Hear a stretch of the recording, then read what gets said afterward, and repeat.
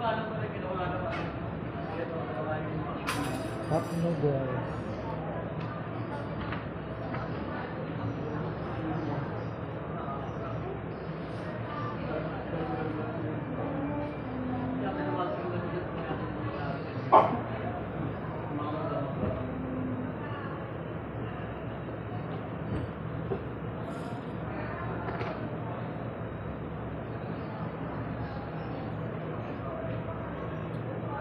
Kain tayo guys. Good morning everyone. Almusal tayo. Dito pa rin sa hospital ng Maynila.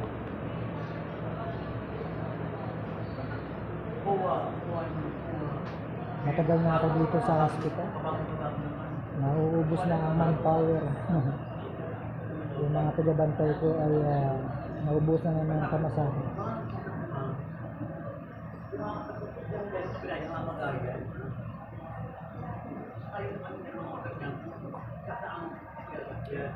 Mahigit 1 month na ako dito.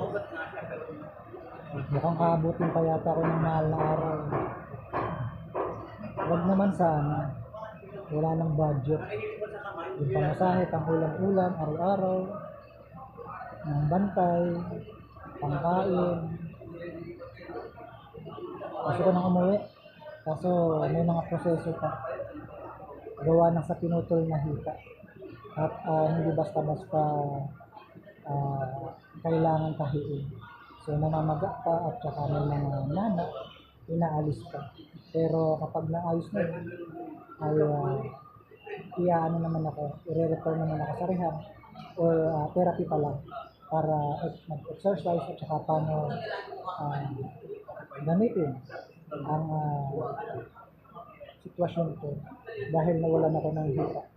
So may mga proseso. Kaya medyo matagalan pa ako yata umuwi. Pero gusto ko nang umuwi.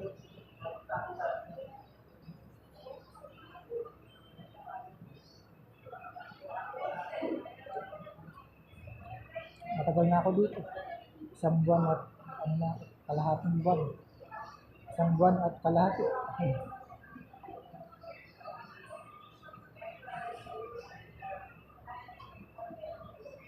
Ayan, sa mga nagtatanong ano nangyari sa akin, yung una po, na-comatose po ako, 5 days.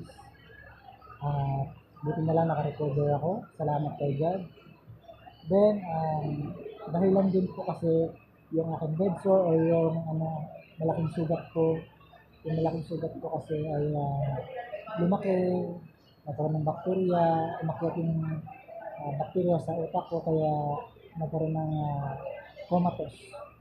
Then, yung nakarecover ko ako, sinuggest ng doktor na putulin ang hita ko dahil nga po na-damage na ang buto dahil sa malaking sugat. So, pinutol ko kasama sa pagputol yung malaking sugat.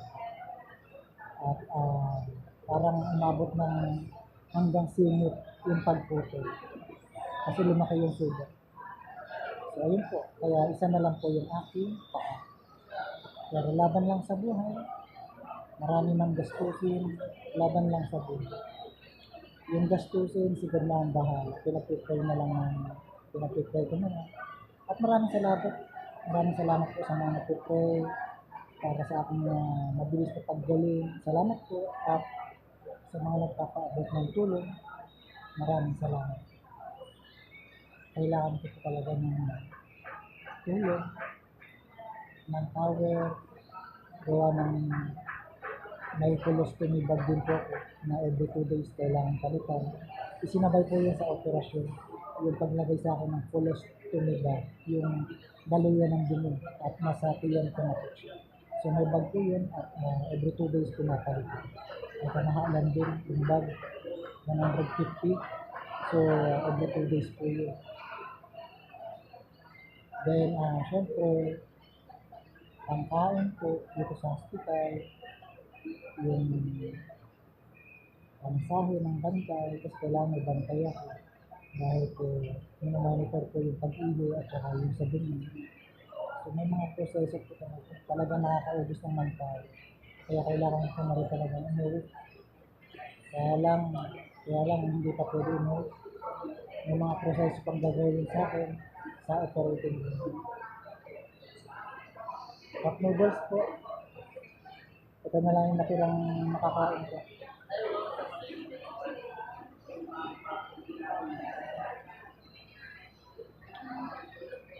Ayun. Salamat po sa mga sumilip nanood ng aking video.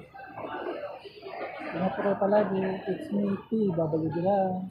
Shoutout nga pala sa mga ka-pranjo natin dyan, sa mga Kalingap Angels, Bianca, Edsy, ayun. Supportahan niyo po ang mga Kalingap Love Team. Siyempre, supportahan niyo po si Abay, si Kalingap Love, at lahat po ng mga charity vlog na makakapagbigay tulong sa ating mga kababayan. Ayun. Sana po isa po ako sa matulungan niyo. Salamat po. God bless. Take care always, guys.